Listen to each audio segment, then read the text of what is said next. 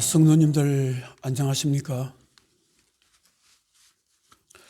건강에 특별히 조심하시기 바랍니다. 저는 요즘 이런 기도를 해봅니다. 하나님, 저에게 하나님을 경배할 수 있는 영적인 힘을 주십시오. 우리 성도님에게 하나님을 경배할 수 있는 영적인 힘을 주십시오. 이런 기도를 해봅니다. 원래는 많이 해보려고 합니다. 왜냐하면 하나님께서는 사랑하는 자녀들이 하나님을 진실로 경배하는 것을 기뻐하시기 때문입니다. 우리들을 부르시는 목적도 하나님을 경배하며 사는 것이기 때문입니다. 오늘 성경 말씀 마태복음 4장에 보면은 예수님께서 광야에서 40일 금식 기도를 마쳤을 때 마귀가 예수님께 찾아와서 시험을 하는 모습이 기록되어 있습니다. 마귀가 예수님께 하는 시험은 세 가지였습니다. 그런데 세 번째 시험이 마태복음 4장 8절 9절에 기록되어 있습니다. 마귀가 또 그를 데리고 지극히 높은 산으로 가서 천하 만국과 그 영광을 보여 이르되 만일 내게 엎드려 경배하면 이 모든 것을 내게 주리라.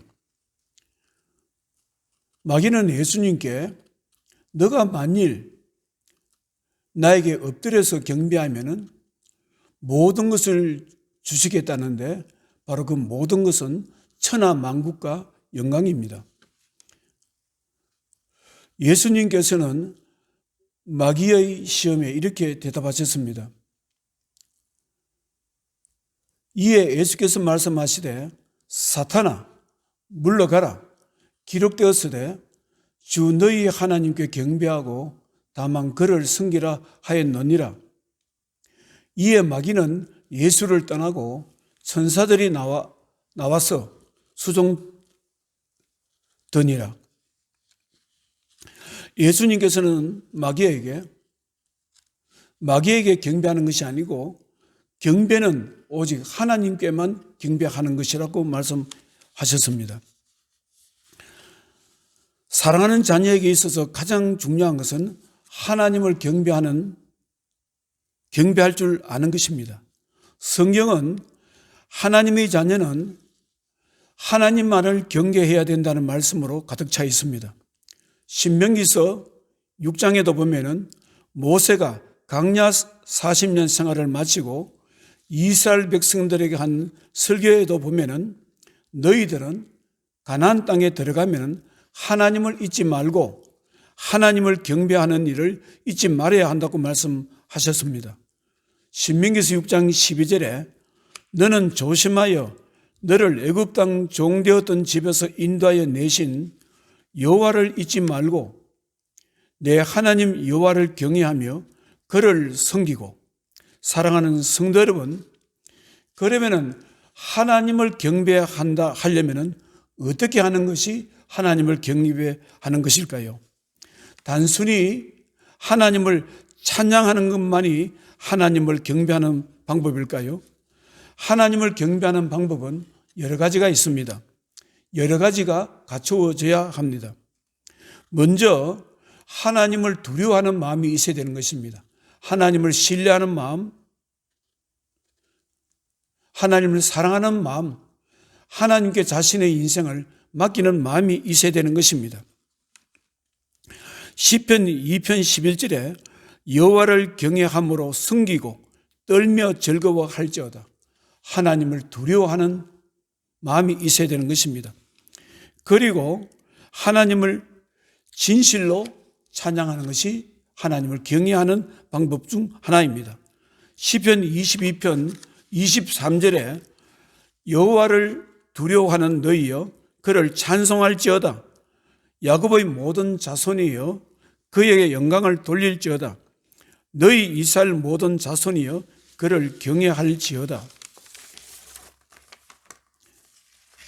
그리고 하나님을 경배하는 마음을 가지려면 자신이 받은 하나님의 은혜에 대해서 감사하는 마음을 늘 가지고 있어야 됩니다. 감사하는 마음을 잊지 말아야 되는 것입니다. 시편 100편 4절에도 감사함으로 그의 문에 들어가며 찬송함으로 그의 궁정에 들어가서 그에게 감사하며 그의 이름을 송축할지어다. 요한계시록 11장에도 보면 천상에 있는 하나님 백성들이 하나님께 경배 드릴 때 감사함으로 경배 드리는 것을 볼 수가 있습니다. 계시록 11장 16절에 하나님 앞에서 자기 보좌에 앉아있던 24장로가 엎드려 얼굴을 땅에 대고 하나님께 경배하여 이르되 감사하옵나니 옛적에도 계셨고 지금도 계신 주 하나님 곧 전능하신 이여 친히 큰 권능을 잡으시고 왕노릇 하시도다. 사랑하는 성도 여러분, 하나님을 경배하려면 많은 것이 준비되어야 합니다. 믿음이 있어야 되고 찬송이 있어야 되고 감사도 있어야 됩니다. 그러나 이것만 있어서는 되지 않습니다. 하나님을 경배하려면 경배하는 사람의 마음이 기뻐야 하는 것입니다. 경배하는 사람은 자신의 마음을 잘 관리해야 되는 것입니다. 시편 95편 1절에 오라 우리가 여호와께 노래하며 우리의 구원의 반석을 향하여 즐거이 외치자. 우리가 감사함으로 그 앞에 나아가며 시를 지어 즐거이 그를 노래하자. 하나님께 경배하는 자는 늘 마음을 관리해야 되고 이 힘든 세상에도 기쁨을 잊지 않아야 되는 것입니다. 그리고 하나님을 경배하는 일에는 회개하는 마음도 있어야 되는 것입니다. 자신이 영적으로 잘못된 상태에서 하나님을 경배한다고 해도 그러한 경배는 하나님께 연락되지 않기 때문입니다. 시편 66편 18절에 내가 나의 마음에 죄악을 품었더라면 주께서 듣지 아니하시리라. 회개가 있어야 되는 것입니다. 진실한 회개도 회개하는 마음으로 하나님 앞에 섰을 때 하나님이 경배할 수가 있습니다. 그리고 하나님의 자녀가 성경 말씀을 읽는 것도, 성경 말씀을 서는 것도, 성경 말씀을 생각해보고 묵상해보는 것도 하나님을 경배하는 방법 중에 하나입니다. 사랑하는 성도 여러분, 믿음 생활을 하려면 하나님을 경배할 수 있는 마음이 준비되어야 하고 경배하는 방법을 알아야 됩니다. 그러면 왜 우리는 하나님을 경배해야 할까요? 단순히 하나님을 기쁘시게 할 수 있기 때문에 하나님을 경배해야 할까요? 그것은 아닙니다. 우리가 하나님을 경배하면 하나님께서 기뻐하신다는 것은 사실입니다. 그러나 그것 때문에만 우리가 경배하는 것은 아닙니다.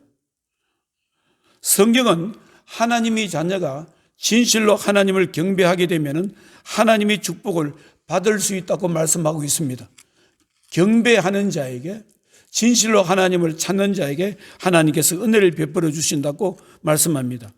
신명기서 11장 13절에 내가 오늘 너희에게 명하는 내 명령을 너희가 만일 청종하고 너희의 하나님 여호와를 사랑하여 마음을 다하고 뜻을 다하여 섬기면, 신명기서 11장 14절에 여호와께서 너희의 땅에 이른비 늦은 비를 적당한 데에 내리시리니 너희가 곡식과 포도주와 기름을 얻을 것이요.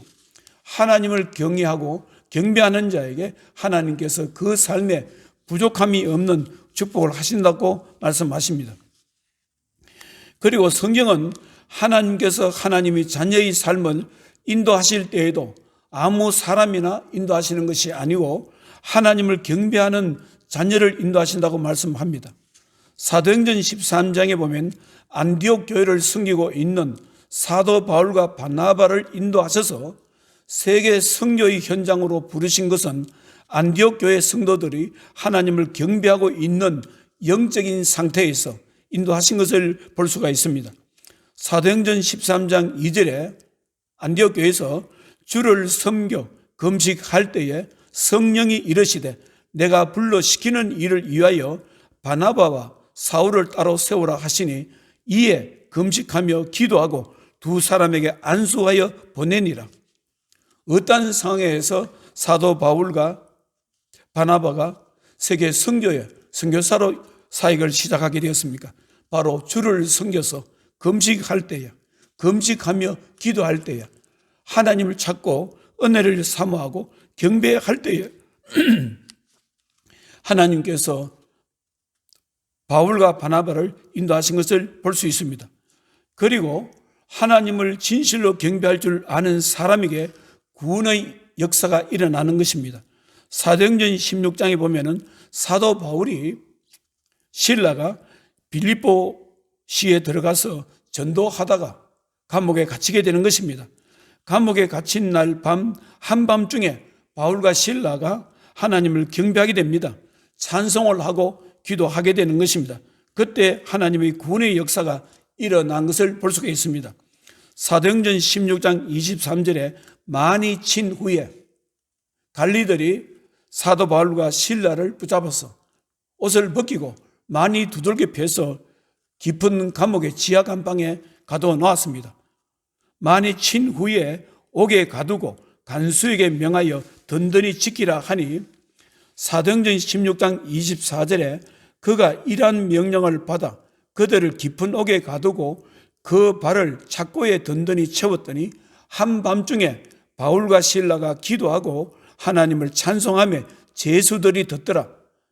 사도행전 16장 26절에 이에 갑자기 큰 지진이 나서 옥토가 움직이고 문이 곧 다 열리며 모든 사람의 매인 것이 다 벗어진지라. 깊은 감옥에서 붙들려 있는 바울과 실라가 한밤중에 그 힘든 가운데서도 하나님을 경배할 때 하나님의 역사가 일어나서 지진이 일어나고 옥문이 열리고 발에 착고가 풀린 것을 볼 수가 있습니다. 무엇을 말하고 있습니까? 하나님을 경배할 때 하나님의 역사가 일어난 것을 볼 수가 있습니다. 그리고 하나님을 진실로 경배하는 사람에게 하나님의 임재하심이 있는 것을 볼 수가 있습니다. 사도행전 2장에 보면은 마가다락방에서 예수님의 제자들이 기도할 때 오순절날 성령이 임했습니다. 하나님의 영이 임재했습니다. 그때의 상황이 어떤 상황이었습니까? 제자들이 마가다락방에 모여서 합심하며 기도하며 하나님을 경배할 때 성령님이 임재하셨던 것입니다.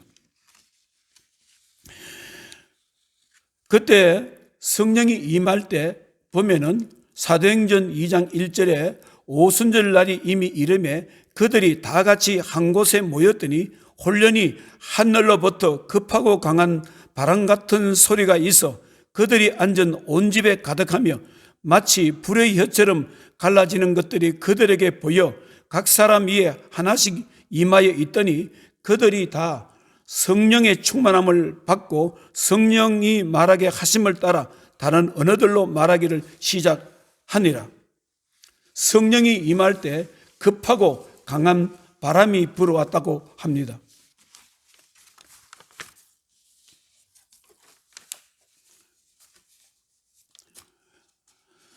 제가 지난날 한 4년간 신학교에서 사도행전을 가르친 적이 있습니다. 주간부도 있었고 야간부도 있었는데요. 주간에도 가르쳤고 야간에도 사도행전을 가르쳤습니다. 어느 날 사도행전을 가르치는데 저녁 시간에 바로 그때의 수업 강의가 차례가 바로 사도행전 2장이었습니다. 그래서 마가다락방에서 예수님의 제자들이 기도할 때 오순절날 성령이 임했다는 말씀을 제가 가르치면서 그때 성령이 임할 때 일어났던 현상을 제가 말씀을 했습니다. 급하고 강한 바람이 불어왔다. 그러한 상태에서 성령이 임했다. 급하고 강한 바람은 그냥 우리말로 그냥 급하고 강한 바람이다, 센 바람이다 이렇게 생각해야 할 수 있지만 영어 성경에 보면은 더 강한 단어가 기록되어 있습니다. 템페스트,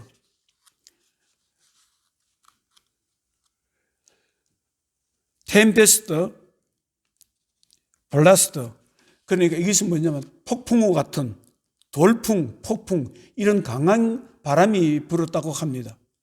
저는 그때 학생들에 가르칠 때 미국의 이 사도행전을 가르치는 유명한 미국인 교수가 쓴 그 사도행전 그 책을 보면서 제가 그것을 참조해서 학생들에게 가르쳤습니다.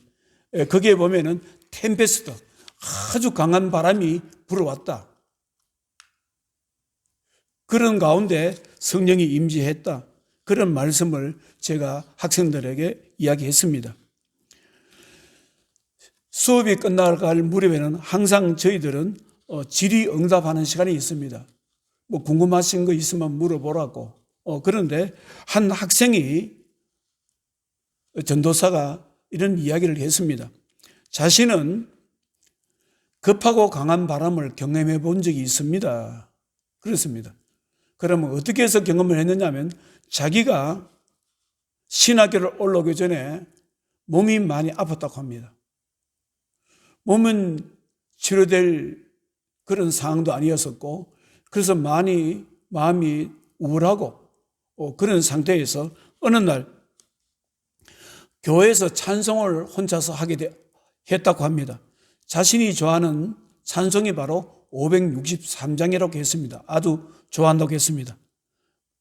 예수 사랑하심은 그 찬송을 불렀다고 합니다. 부르고 또 부르고 또 부르고 있는데 갑자기 아무도 없는 교회에서 자기 혼자만 있는데 갑자기 급하고 강한 바람, 오늘 목사님께서 말씀하신 것처럼 이 돌풍, 아주 템페스트, 강한 폭풍우 같은 그 바람이 자기를 감싸더랍니다. 그리고 감싸는 그 바람이 나중에 없어지더랍니다. 그리고 그것을 경험하고 난 뒤에 자신이 몸이 깨끗하게 치료됐다 이렇게 말씀을 합니다. 바로 성령이 임할 때 그런 현상이 일어날 수 있다, 경험했다는 말씀입니다. 무엇을 말합니까? 그 학생이 하나님 은혜를 사모하고 찬송으로 하나님을 경배할 때 일어나는 역사인 것입니다. 사도행전 바로 2장에서도 바로 그들은 기도하고 하나님을 경배하는 상태에서 성령이 임했습니다. 사랑하는 성도 여러분, 하나님의 자녀가 진실로 하나님을 경배할 때 하나님의 임재하심을 경험할 수가 있습니다.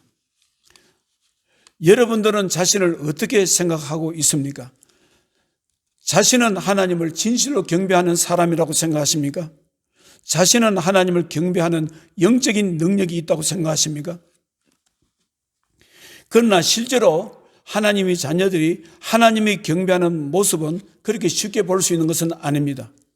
마음에서 나오는 진실함으로 경배하는 것보다도 무엇인가 기계적인 모습으로, 형식적인 모습으로, 습관적인 모습으로 우리는 하나님을 경배할 때가 있습니다.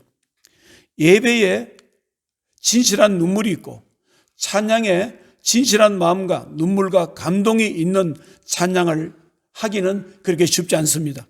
하나님의 은혜에 대한 감동과 자신이 잘못된 믿음에 대한 회개가 있는 그런 경배는 사실 그렇게 쉽지 않습니다.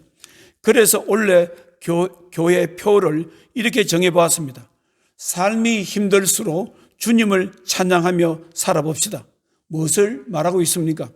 올해 한 해 우리에게 주어지는 삶이 힘들고 어려울 수도 있지만 우리는 하나님을 경배하는 영적인 힘을 잃지 않아야 된다는 뜻이 그 속에 들어있는 것입니다. 사랑하는 성도 여러분, 올해 한 해 각자가 하나님을 경배하는 일에 보다 더 큰 관심을 가졌으면 합니다.